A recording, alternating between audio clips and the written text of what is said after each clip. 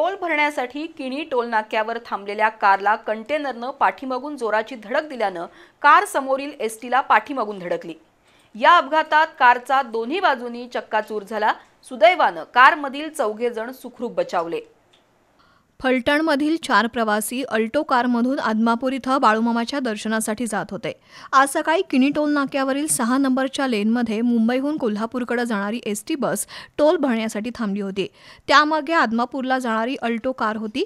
त्यावेळी मुंबईहून बेळगावकडे भरधाव वेगानं जाणाऱ्या मालवाहतूक कंटेनर चालकाचा ताबा सुटून तो कंटेनर कारला पाठीमागून जोरात धडकला। या धडकेत कार एसटी बसवर जाऊन आदळल्यानं कारच्या पुढील आणि मागील बाजूचं मोठ्या प्रमाणात नुकसान झालंय। सुदैवानं कारमधील 4घांना कोणतीही दुखापत झाली नाही।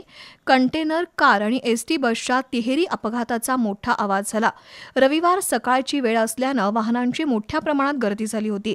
अपघातानंतर बघ्यांच्या गर्दीमुळे मोठ्या प्रमाणात ट्रॅफिक जाम होऊन नाक्याच्या दोन्ही बाजूला वाहनांच्या लांबपर्यंत रांगा लागल्या होत्या। या अपघाताची नोंद पेठवडगाव पोलिसात झाली आहे।